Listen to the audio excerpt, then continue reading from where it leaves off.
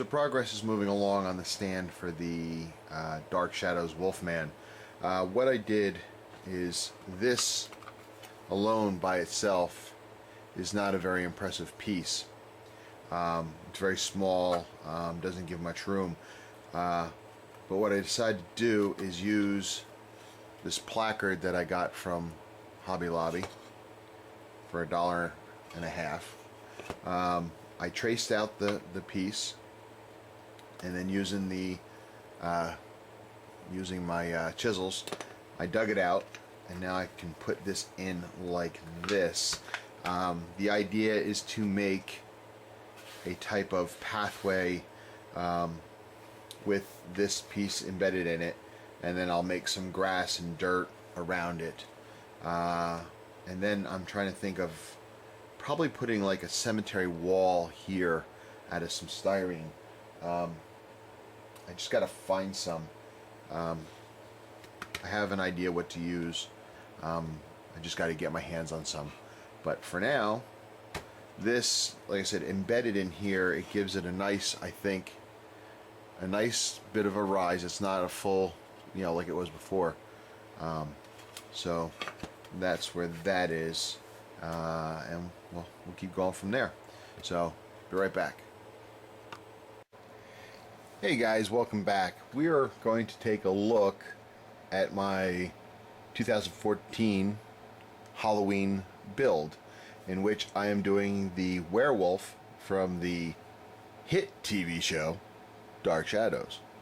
I don't know how much of a hit it was, but that's another story. I already talked about that. But anyway, we're doing the werewolf, and it's been a little while since I've shown any progress. Reality of it is I still don't have a lot, but I have something, so I figured I'd take a moment to show you what we got. Okay? If you remember, this kit is from MPC. It's the original issue kit. It's, this is the original one, original molds from the 60s.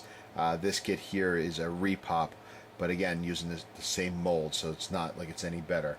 But it's also not the classic boxed kit. It's the glow-in-the-dark kit, which I'm not going to be using the glow-in-the-dark features. It also has the posable, flexible arms and everything. I'm not doing that either. So let's take a look at where we are. Starting off with the base. The kit comes, this stuff is a little wet, so as you can see here in the center, the kit comes with that little rock piece. That in of itself was not really the greatest. Let me adjust this here. Was not the greatest of bases by itself, but as you saw in the last section, I put it into this piece of wood here, and as it fills out with the rest of this, I think it makes a decent base. But again, alone, it's not really enough. We need something of a background, otherwise it's just really kind of plain. So what I did is I went out and I bought this material right here. Oops. I bought this material right here.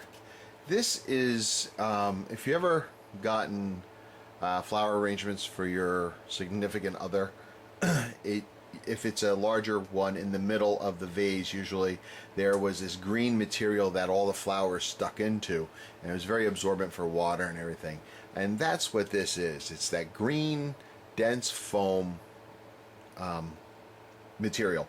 I got it at Hobby Lobby for a couple bucks. It was kind of silly to have to go out and buy styrofoam, but it is what it is. I didn't want to use the regular white styrofoam for this because it's too flaky. As you start cutting, as I'll show you what I did in a minute, it starts just shredding and coming apart. So this stuff, it's more of denser. Like when I was cutting this, I had powder everywhere. And so what I was thinking with this, as I had said originally, I like the idea of him in the castle, and I would like to have been able to do something like that, but it's just not really feasible. So when you think of Halloween and monsters, what else kind of background backgrounds are there? And I mean, we all come up with the same thing. Most likely, it's going to be a cemetery. So I figured Chris at Classic Plastic, who's doing the other kit for this, the vampire kit, has a part of a cemetery scene behind it. So I didn't want to copy what he was doing. It's bad enough I'm working on the same type of kit as he is. But I still wanted to do that kind of scene. I needed something behind it. So what I did is I was going to do the brick, the slate walk. With this isn't finished yet. I still got to do other things to it. But the walkway, and I wanted him to be in front of a wall of a cemetery. So that's what I did here. So what I did is I went online and I searched out old rock walls, and I came up with some pictures. And what I did is I took this piece of foam, which was a square block, cut it in half actually, so it was thicker, and I drew with my Sharpie. I just did some rough outlines of a rock wall, and then using my Dremel with a gouging bit, I just went and I drew, carved through everything, and this is what I came up with. And then I also notched it out so it kind of sat on the base a little bit better. So, and that's kind of what we came up with. I know I didn't do the back side, but I don't want to do the whole thing. It's just, I like the look. Even with this edge here flat, it just gives that, I'm happy with the look. I know it's unfinished, and that's fine. But my next step is I'm going to start to do some dry brushing of the wall itself, do with all the different colors and stuff. I have to look up the colors, and then, probably some mossy ones on the bottom, and then, we got to do some dry brushing here also on the base to bring out these stones, and there's going to be some grass and more stuff here to make it look like a worn pathway. And then we got this goofy little tree stub thing that came with the kit. I mean, it's really kind of silly, but I figure maybe I'll just put that in the side somewhere, just to give it a little bit of character and points of interest. We still have the kit, my rats and stuff that we have to do too. So I thought about also putting something behind it as part of a tree or something for the bat, but I don't know. But anyway, that's where we are with the base. The next part of this is going to be to start painting it. What I've done to it so far, the reason it's not green, it's now gray.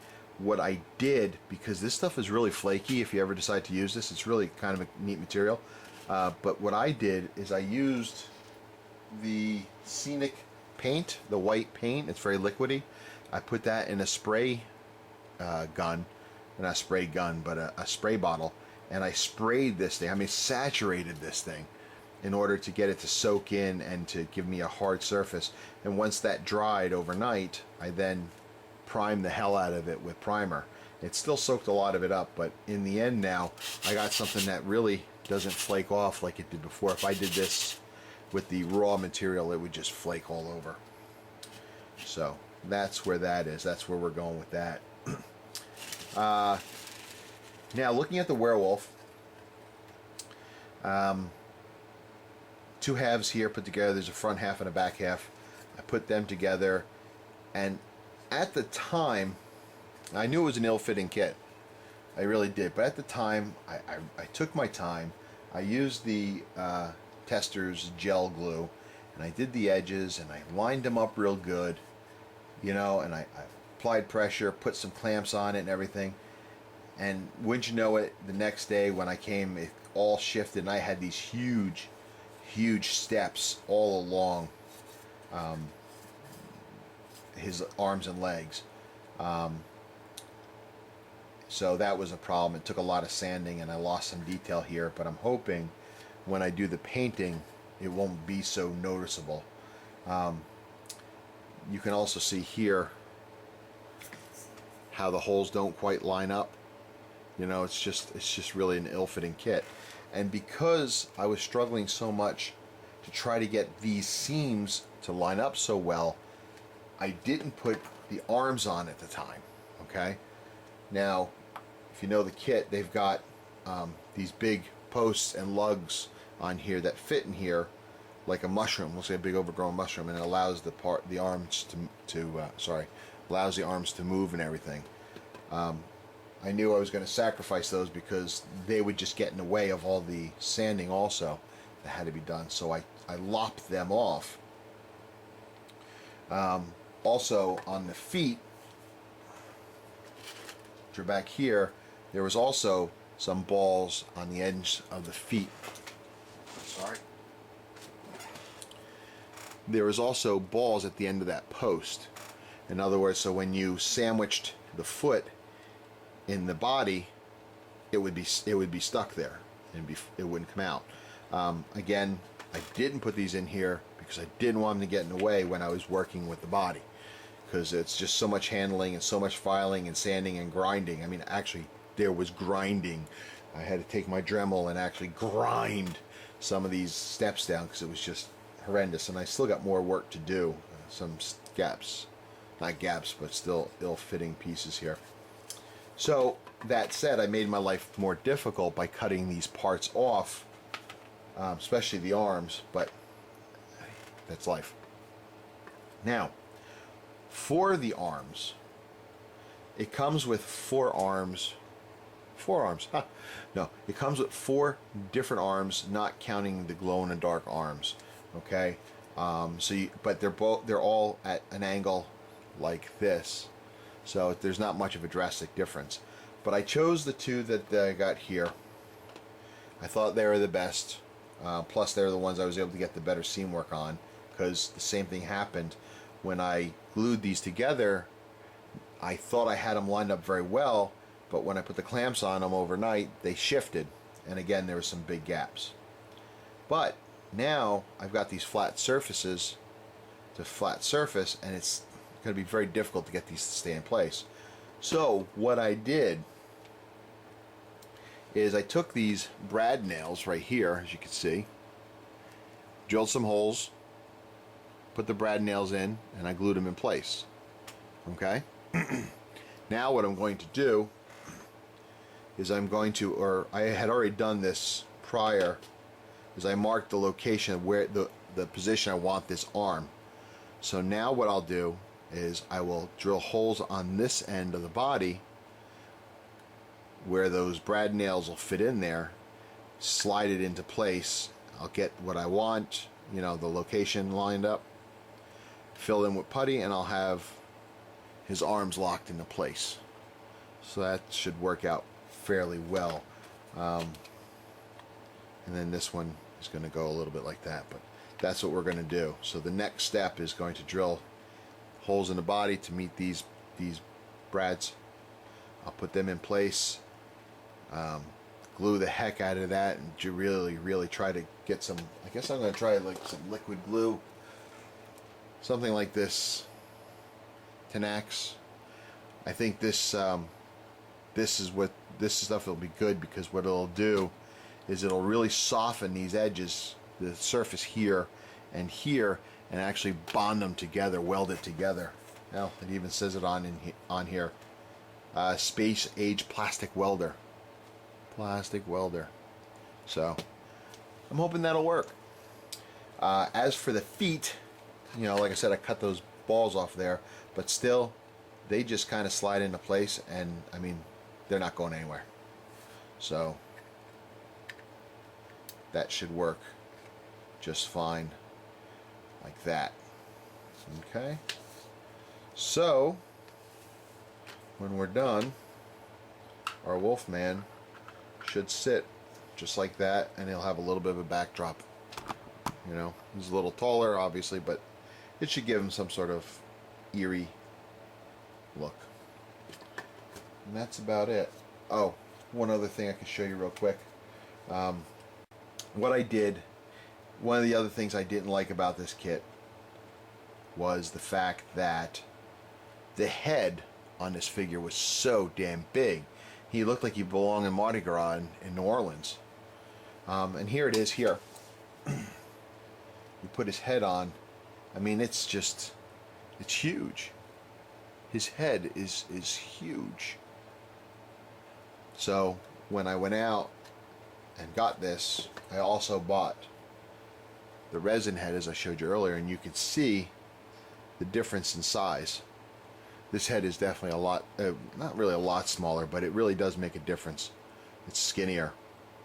And then when you put this one on, it really does look better. It's still a big head, but it's nowhere near as big as the original cast head. So that just looks kind of silly. So then again, the show was silly too. So, but anyway, that's where we are. It's October 16th now, and I'm not even halfway done with this.